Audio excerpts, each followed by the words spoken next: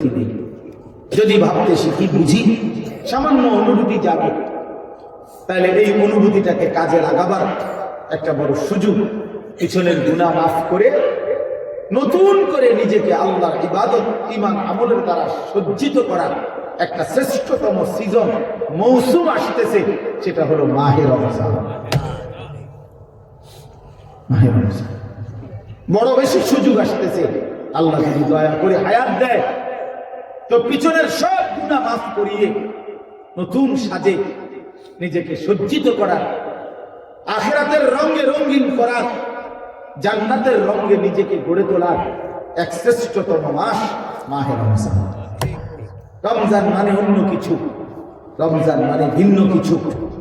রমজান মাসে মানে নিজেকে বদলানোর মাস, রমজান মানে নিজেকে পরিবর্তনের মাস, রমজান মানে নিজেকে আখিরাতের রঙে রঙিন করার মাস, রমজান মানে আল্লাহ তাআলার মহব্বতে, রাসূলুল্লাহ সাল্লাল্লাহু আলাইহি ওয়াসাল্লামের মহব্বতে ডুবে যাওয়ার মাস। এটা আমাদের সামনে। আল্লাহ আমাদের জন্য রমজানের হায়াত ভিক্ষা দান করেন। আল্লাহ যেন আমাদের সকলকে রমজান পর্যন্ত পৌঁছিয়ে দেন।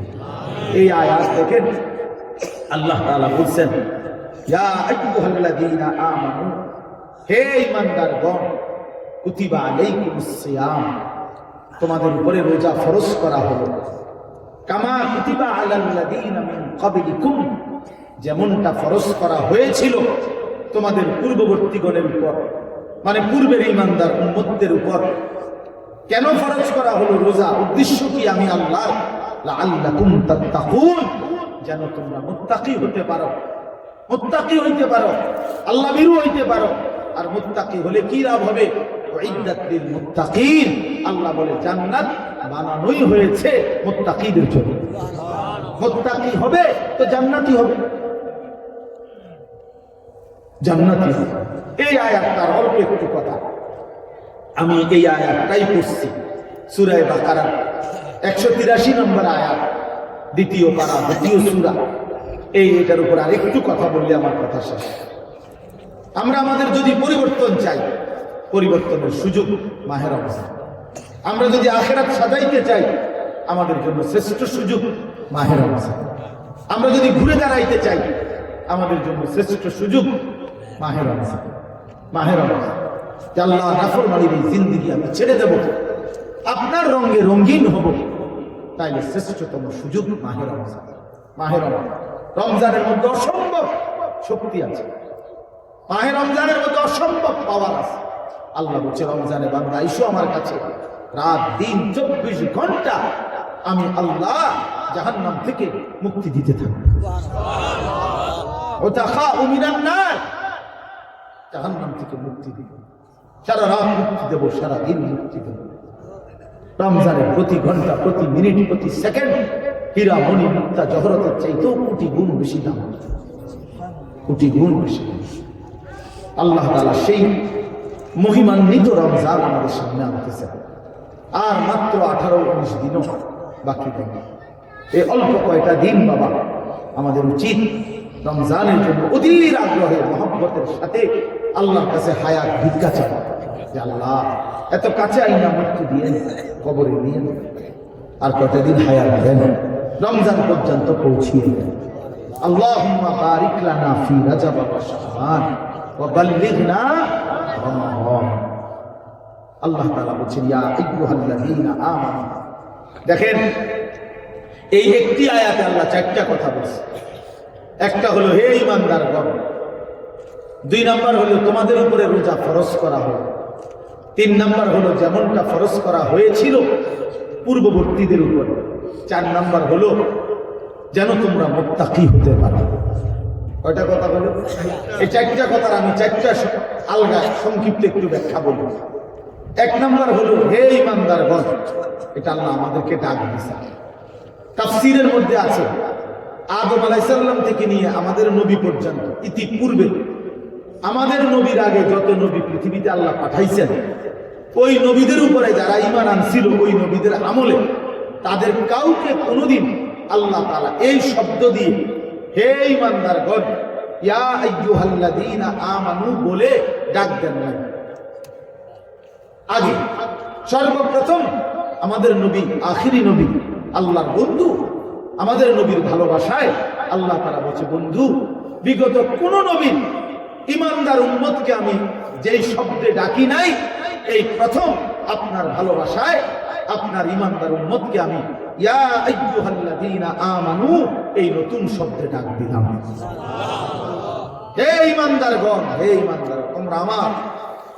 তাফসীর ইবনে কাসিরের মধ্যে আছে যে ইমানদার সে আল্লাহর বন্ধু,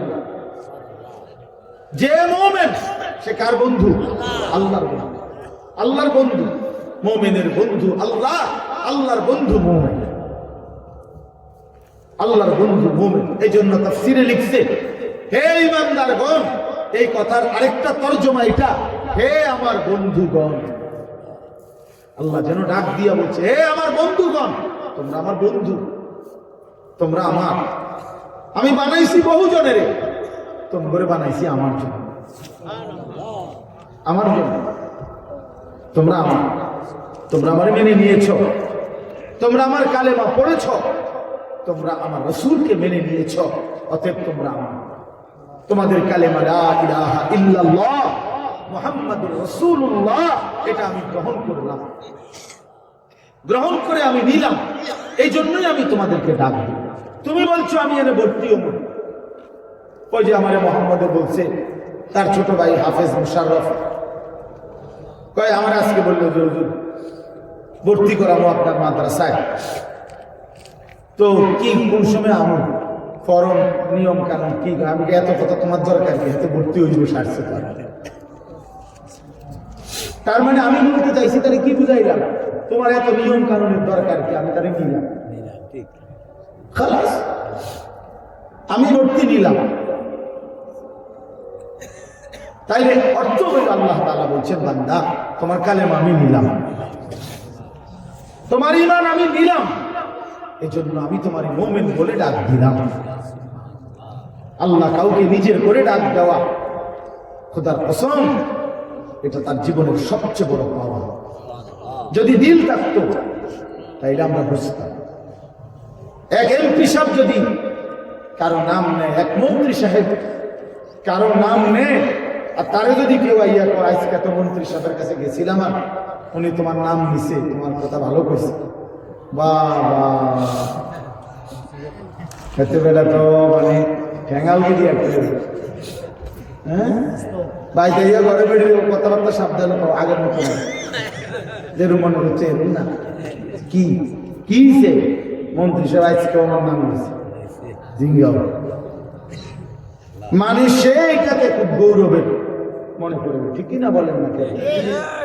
সবার কাছে ঘুরে ঘুরে বলার চেষ্টা করবে আমি কিন্তু মন্ত্রীর পরিচিত। হাদিসের মধ্যে আছে এক সাহাবী উবাই ইবনে কাব রাদিয়াল্লাহু তাআলা আনহু, সাহাবীদের মধ্যে নবীজির সবচেয়ে সুন্দর কোরআন শরীফ পড়তেন যিনি, ওনার নাম হলো উবাই ইবনে কাব। এই উনি নবীজি একদিন ওনাকে বলছেন এই সাহাবীকে যে উবাই এদিকে আসো, তুমি আমার কোরআন শরীফ পড়ে শোনাও, বুঝছেন? তখন ওই সাহাবী একটু লজ্জিত হয়ে বলতেছি ইয়া রাসূলুল্লাহ আমি আপনার সামনে কোরআন পড়বো, অথচ কোরআন তো আমরা আপনার থেকেই শুনি, কোরআন আপনার উপরেই নাজিল হয়, আমি কোন সাহসে আপনার সামনে কোরআন পড়ব?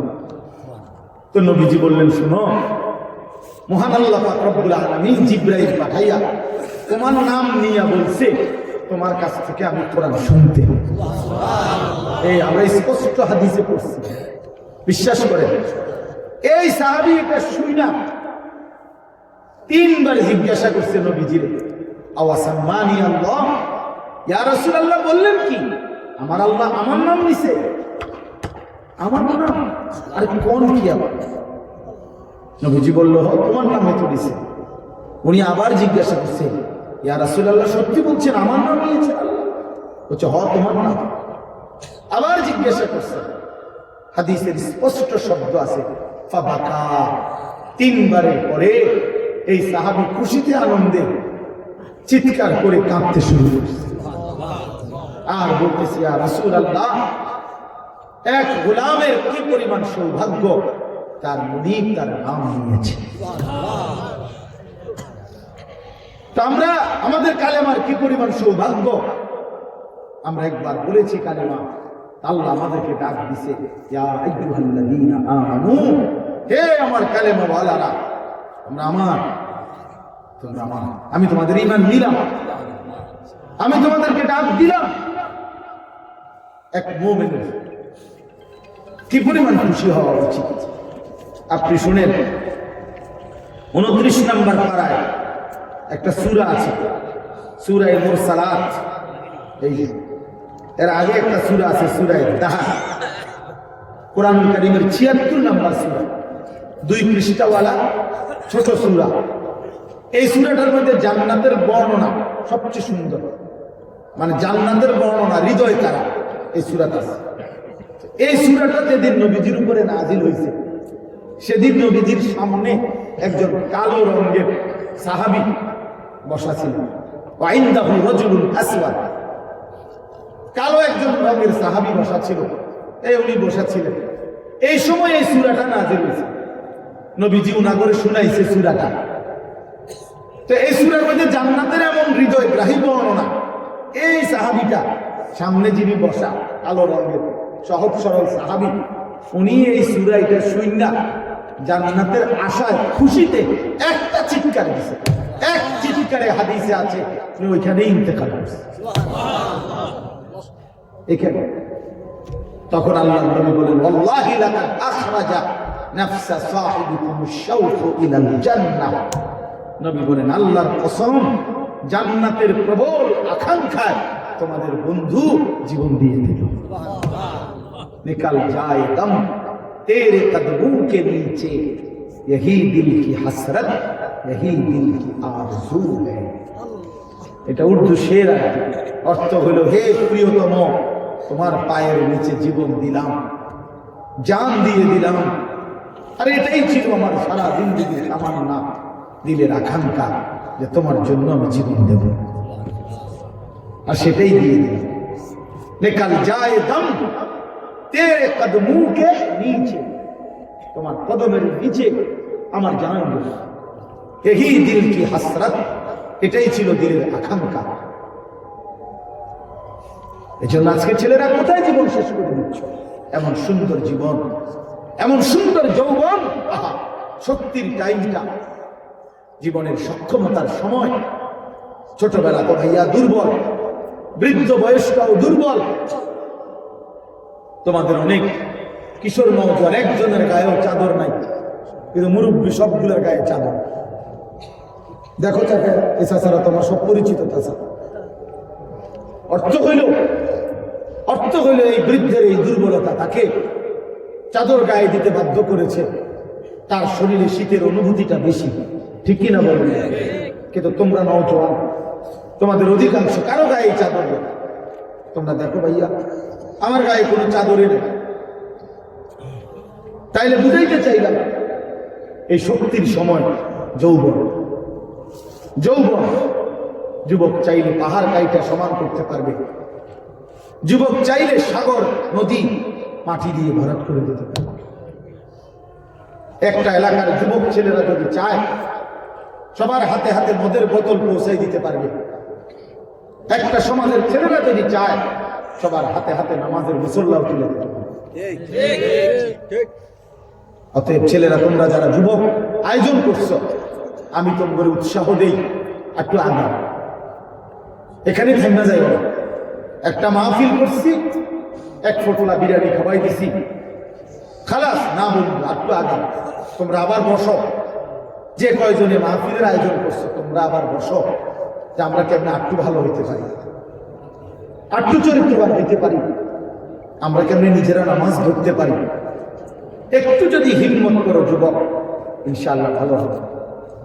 শনিবার দিন আমি আমার মাদ্রাসায়, এই শনিবারে সকাল 10টা থেকে বিকাল 4:30 পর্যন্ত, এইবারই প্রথমবার আমি আলাদা 16 বছর থেকে 30 বছরের নিচে যাদের বয়স, এই কিশোর যুবকদের জন্য আলাদা ইসলাহি মজলিসের আয়োজন করছিলাম। আমার শায়েখ আল্লামা মুফতি মুশতাক নবী সাহেব বয়ান করছেন, আল্লামা মুফতি আমজাদ হুসাইন সাহেব বয়ান করছেন, হযরত মাওলানা মুফতি ইউসুফ বিন ইকবাল বয়ান করছেন, আমাদের কুমিল্লা ক্যান্টনমেন্টের বড় একজন শিশু বিশেষজ্ঞ ডাক্তার মিজানুর রহমান, উনি বয়ান করছেন, আমি নিজে কিছু কথা বলছি। প্রায় 600 ছেলে এন্ট্রিভুক্ত আসছে, উপস্থিত হয়েছে 600। সন্দ্বীপে, চট্টগ্রামে আমরা প্রতি বছর সন্দ্বীপ যাই, সেখানে 4-5টা ছেলে ফজরের নামাজের জন্য, তারা বন্ধু, কলেজের ছেলে, 4-5 জন ছেলে মাত্র। ওরা একদিন সিদ্ধান্ত নিছিল, ওরা সবসময় ফজরের নামাজ পড়তো, তারা একদিন সিদ্ধান্ত নিছে যে ফজরের পরে তারা সন্দ্বীপ তো সাগরের পারে, তো সাগরের পারে হাঁটতো তারা। তো তারা একদিন সিদ্ধান্ত নিছিল আজ থেকে 1 বছর আগে যে আমরা সকালবেলা না হাইটা চলো আমরা বন্ধুদেরকে ফজরের জন্য জাগাই, ফজরের ক্যাম্পেইন করি, ফজরের জন্য গণসংযোগ করি। এই 4-5 জন ছেলে উদ্যোগ নিয়ে শুরু করছে। ঠিক 1 বছরের মেহনতে এই গত নভেম্বর, 24 সালের নভেম্বরে আমি গেছি মাহফিলে, ওইখানে তারা আমার লিস্টেড, ফজরের পরে আমি তাদের জন্য আলাদা বয়ান করছি, তাদের আলাদা মাহফিল হয়েছে ফজরের পরে। মানে রাইতে আমি যে প্যান্ডেলে ওয়াজ করছি, ওই প্যান্ডেলটা তারা সকালের জন্য আবার ভাড়া নিছে। বুঝেন না কথা? আমি ওখানে ছিলাম, আর ওখানে রাত্রে আসা যায় না, ওইটা সন্ধ্যে স্পিড বোট দিয়ে আইতে যাইতে হয়তো, রাইতে আমার সিস্টেম থাকতে হয়। এই জন্য ফজরের পরে আবার বয়ান করছি 1.5 ঘন্টা। তো ওরা, আমি বললাম এত ভোরের ছেলেরা আইগুনি, কয় হুজুর আসবে ইনশাআল্লাহ, আপনি দেখেন। তারা আমারে দেখাইছে কাগজে কলমে লিস্টেড করা প্রায় 4,500 ছেলে এখন ফজরের নামাজ জামাতে। যুবক চাইলে কি না, যুবক চাইলে ভাঙতে পারে, যুবক চাইলে গড়তে পারে, যুবক চাইলে বুলডোজার দিয়ে সমান করে নিতে সমান। আবার সেই ভাঙার উপরে যুবক চাইলে গড়তেও পারে। আল্লাহ তাআলা নওজোয়ানের শরীরে অসম্ভব হিম্মত দান করেছেন, অসম্ভব। এই জন্য বাপ, আমি যুবক যারা, তাদেরকে উৎসাহিত করলাম। মহান আল্লাহ পাক রব্বুল আলামিন আমাদেরকে বলছেন, আমি তোমাদের ঈমান নিলাম, আমি ঈমান দিছি বান্দা। আমি গত বছর যখন তাবলীগের সফরে ছিলাম দিনাজপুর জেলায়, গত বছর আগস্ট মাসে 72 বছর বয়স্ক একজন হিন্দু লোককে কালেমার দাওয়াত দিছিলাম। ওনার 2 ছেলে মুসলমান, ওনারে আমি 2.5 ঘন্টা কালেমার দাওয়াত দিছি। আমরা 3 জন আলেম মিলে কত অনুনয় বিনয় করছি, কাকতি মিনতি করছি, কাঁদছি, চোখের পানি ফেলছি। একটা বার চাচা কালেমা পড়েন, আপনার ছেলে মুসলমান, ছেলের বউ মুসলমান, আপনার নাতি নাতনি সব মুসলমান, আপনি এখনো বসে আছেন কেন? আহা, এই 72 বছর হয়ে গেছে। বুড়া মিয়া কয়, আমি না, আমি এটা বলবো না, বলে নাই। আমি আমার সাথীদের কাছে, আমার 26 জন সাথী নিয়ে চিল্লাই গেছি, 16 জন আলেম, এক চিল্লা সফরে 950 মানুষ আল্লাহ রাস্তায় বের হয়েছে। চিল্লা, আলহামদুলিল্লাহ, আল্লাহ করাইছে। তো বলতেছিলাম, আমি সাথীদের কাছে এসে বলছিলাম যে দেখেন, 72 বছর বয়স হয়ে গেছে, এক আল্লাহর বান্দা তার জবান দিয়ে কোনদিন তার মালিকের নামটা বলবে না। আমারে আপনারে আল্লাহ তাআলা কত বড় তৌফিক দিছে যে আমরা কত হাজারবার, লক্ষবার কালেমা লা ইলাহা ইল্লাল্লাহ মুহাম্মাদুর রাসূলুল্লাহ এটা যে আমরা পড়তে পারি, পড়তে পারছি, এই সৌভাগ্যের কৃতজ্ঞতা। এটা যদি আল্লাহ আমাদের জবান দিয়ে কোনদিন না বলাইতো, কথা বলে না বাপ, এই ছেলেরা মিয়া, এই আব্বা যারা নামাজ পড়ো না, আরে না ফরমান, তুই যদি হিন্দুর ঘরে জন্ম নিতি, তুই যদি ইহুদির ঘরে জন্ম নিতি, তুই যদি খ্রিস্টানের ঘরে জন্ম নিতি, বেটা কি হতো জীবন? যদি কোনদিন কালেমার আহ্বান না শুনতাম। তুমি তো মুসলমানের ঘরে জন্ম নিয়া এভাবে ইমামকে ফেলে দিলা, মুসলমানের ঘরে জন্ম নিয়ে এভাবে নামাজকে প্রত্যাখ্যান করলা। ছি ছি ছি, তোমার দেখে তো হিন্দুও হাসবে।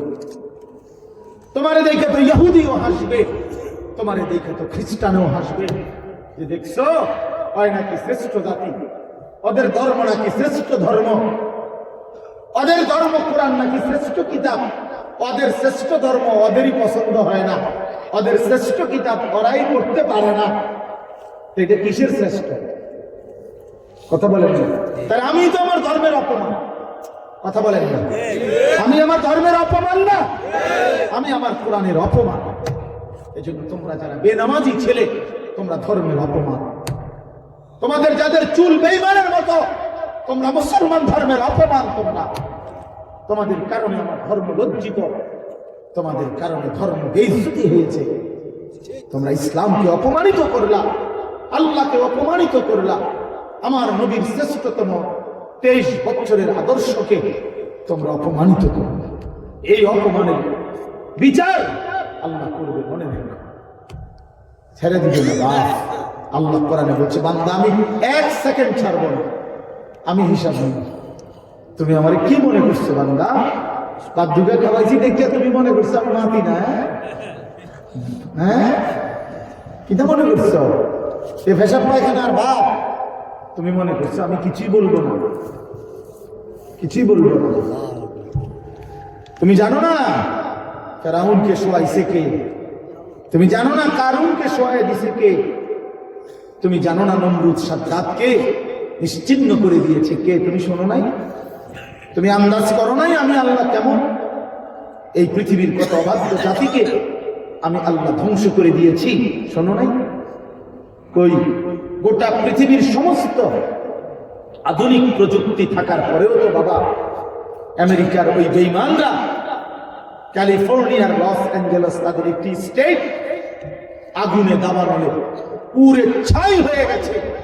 লক্ষ লক্ষ কোটি কোটি মিলিয়ন বিলিয়ন ডলারের এক এক বিল্ডিং।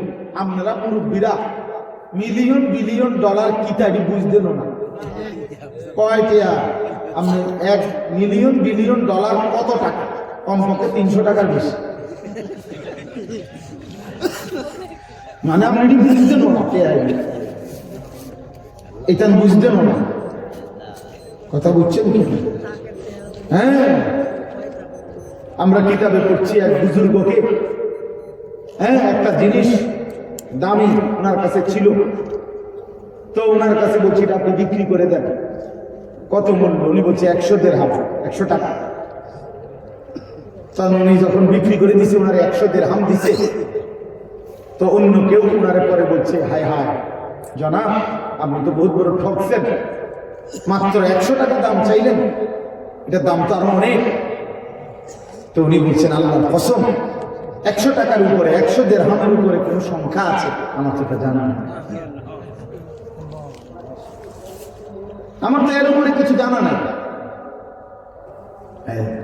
আমার মেজ বোনের বিয়ে যখন হয়েছিল, মেজ বোন, আমি তখন প্রাইমারি শেষ করে মাদ্রাসায় ভর্তি হয়েছি।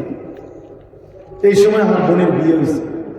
তো বোন জামাই যখন ওই আগে ছোটবেলায় বিয়ের দিন বোন জামাই যখন আসছে, তখন শরবত খাওয়াইছি যে গেইটে নাকি, তখন কিছু টাকা দিতে হবে না, যে শরবত খাওয়ায় তারে। তো আমার 100 টাকা দিছিল প্রথম। তো এগুলো নাকি ওনার কাছে আরো টাকা ছিল, তো ওই আরো সাফাসাফি করলে আরো দেয়, আরো কিছু দেয়, না মানলে আরো দেয়, এমনি এমনি নিয়ম ছিল। আমার 100 টাকা দিচ্ছে, আর এটা দেখে আমি একটা দৌড়ে আমার পুরো মনে আছে, একটা কসম আমার পুরো এখন মনে হলো আর কথাটা। আমার এখানে আমার ভাই, চাচাতো ভাইটাই বা অন্যরা এত দমকাইছে, বেউকুফ 100 টাকা লইয়া দুধ দিয়ে গেছে। আমি বলছি, আমি তো আসলে এর থেকে বেশি টাকা জীবন আর দেখি।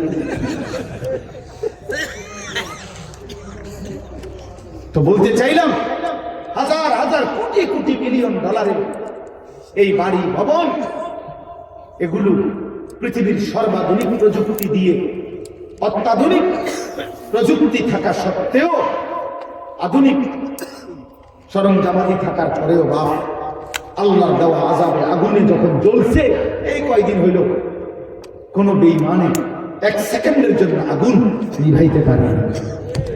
14,000 ফায়ার সার্ভিস কর্মী একসাথে আপনার পানি দিচ্ছে, আরো বাড়ে আগুন আরো বাড়ছে।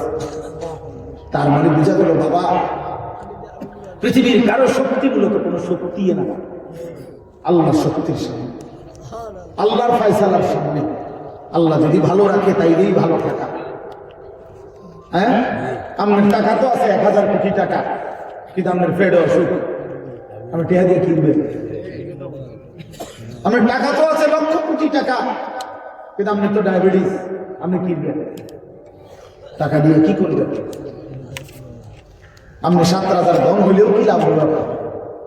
এই জন্য আমি অনুরোধ করছি, আমরা মুমিন, আল্লাহ আমাদেরকে বলছে এটাই কথা, তোমাদের উপরে আমি রোজা ফরজ করলাম, তোমরা আমার হুকুম মানো, তোমরা আমারে মানো বান্দা। রোজা মানে বিরত থাকা, সিয়াম মানে বিরত থাকা, তার মানে গুনাহ থেকে বাঁচো, হালাল বস্তু থেকে বাঁচো। আমি তোমাদেরকে হারাম তো হারামই, হারাম থেকে আবার ফিরাবো কেন? হারাম থেকে তো ফিরতে সারা বছরের জন্যই বলে দিছি। তো আমি রমজান মাসে তোমাদের 3টি হালাল খাবার হালাল ছিল, পানি হালাল ছিল, হালাল স্ত্রী হালাল ছিল। আমি রমজানের 30টা দিন, একটা মাসে তোমাদের জন্য খাদ্য, পানি, স্ত্রী, এই 3টা জিনিস হালাল বস্তু আমি হারাম করে দিলাম। যেন আমি বুঝাইতে চাইলাম যে দেখো, আমি আল্লাহ যেখানে হালালটাও হারাম করে দিলাম, সেখানে হারামটার প্রতি আমি আল্লাহর কি পরিমাণ ঘৃণা। যেখানে হালালটাই ছেড়ে দিতে বললাম, সেখানে হারামটা ধরে রাখার কোন সুযোগ আছে? অতএব মিথ্যা, চুরি, ডাকাতি, জিনা, ব্যভিচার, মদ, জুয়া, নাচ, গান, সুদ, ঘুষ, মা বোনদের বেপর্দা জিন্দেগি ছেড়ে দেয়, ছেড়ে দেয়। একজন বুঝলে একজন, কোনো অসুবিধা নাই, আমার কোনো আফসোস নাই। আমি সব সময় ফেরিওয়ালার মতো আমি বুঝি, একজনই শুনুক, একজনই যদি ভাবে সংখ্যা দিয়ে আমি কি করব, বুঝেন না? 10 কোটি মানুষ আমার মনে করেন আলগি দিছে, তো কি যেমন খবর রাজার মা, বাংলাদেশের একেবারে মনে করেন 50 লাখ লোক আমার চিনি, তো কি চেতে আমার খবর রাজার মা। তো পরিচিতি, অপরিচিতি, জনপ্রিয়তা, এগুলো কোনো বিষয় নয়, এগুলো কোনো মুখ্য বিষয় নয়। বিষয় হলো আল্লাহর কাছে গ্রহণ হওয়া, আখিরাতের মুক্তি পাওয়া, জাহান্নাম থেকে মুক্তি পাওয়া। অতএব আজকে এতটুকুই মূল কথা। আমরা প্রত্যেকেই এটা ভাবি, আমরা মুমিন। প্রিয় ভাই বলেন, আমরা এখানে যারা এখন বসছি, রাত 12টা বাজে, আমার কথা শেষ, নীরবে 1 মিনিট ইনসাফের সাথে ছেলেরা, বাবা বলো তুমি মুসলমান কিনা? না না, ছেলেরা আলাদা বলো, বাবা কও তোমরা মুসলমান কিনা? প্রিয় বাপ বলো তুমি মুসলমান কিনা? তুমি মুসলমানের সন্তান কিনা? তাই তুমি সিদ্ধান্ত দাও আজকে।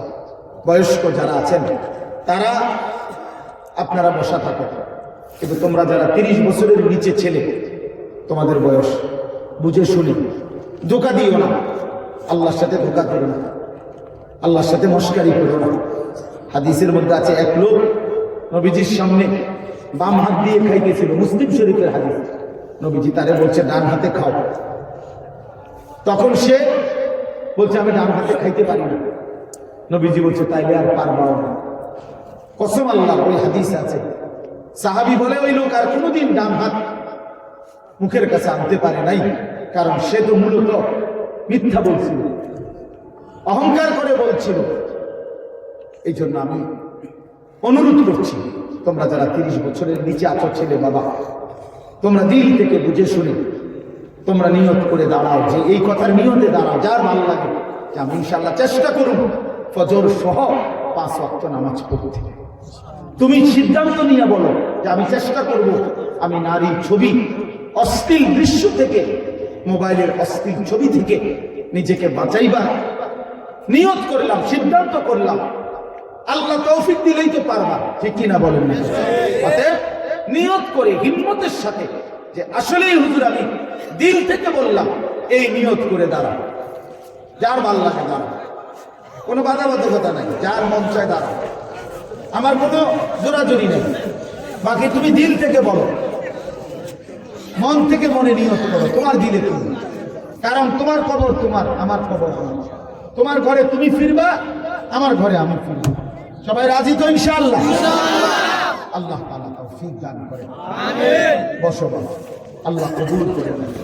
মনে করো ঠকবা না, মনে রাখো নামাজ পড়ে কেউ ঠকে না, না পড়ে ঠকে। গুনাহ ছেড়ে দিয়ে ঠকবা না, বরং গুনাহ ছেড়ে দিলে দামি হইবা ইনশাআল্লাহ।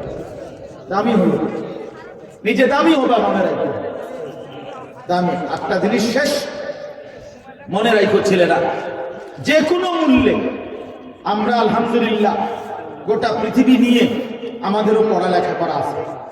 সারা পৃথিবীর হালাত আমরাও বুঝি কম বেশি। আমরা জেনারেল লাইনেও পড়ালেখা করছি, কুমিল্লা ভিক্টোরিয়া কলেজ থেকে মাস্টার্স পাস করছি, সরকারি আলিয়া মাদ্রাসা থেকে কামেল পাস করছি, কওমি মাদ্রাসা থেকে দাওরায়ে হাদিস পাস করছি। তাহলে মাটির তলে থাকি না, পৃথিবী নিয়ে আমরাও গবেষণা ভাবি। কাজে সারা পৃথিবীর যে পরিস্থিতি বর্তমান এবং আমাদের কোরআন সুন্নাহর যে ভাষ্য, এই সবগুলো বিশ্বাস করো, একত্রে মিলাইলে এই কথা আমাদের কাছে একেবারে স্পষ্ট। আগামী পৃথিবী ইসলামের পৃথিবী, আগামীর পৃথিবী কোরআনের পৃথিবী। বললাম বাবা, তুমি দেখবা, তোমার হায়াতেই দেখবা ইনশাআল্লাহ। এখন যাদের বয়স এই 20, 25, 26, 28, যাদের বয়স 12, 15, তোমরা ইনশাআল্লাহ আগামীর ইসলাম দেখবা, কালেমার বিজয় দেখবা। তোমরা শুনবা যে ফিলিস্তিন বিজয়ী, তোমরা শুনবা সারা পৃথিবীতে কালেমার পতাকা উড়েছে, তোমরা শুনবা ইউরোপ আমেরিকার শক্তি নিশ্চিহ্ন হয়ে গেছে, তোমরা শুনবা ইসরায়েলের কুত্তারা পরাজিত হয়ে গেছে। সেদিন বুঝবা ইমানদারি দামি, সেদিন বুঝবা চরিত্রবান ছেলেটাই দামি।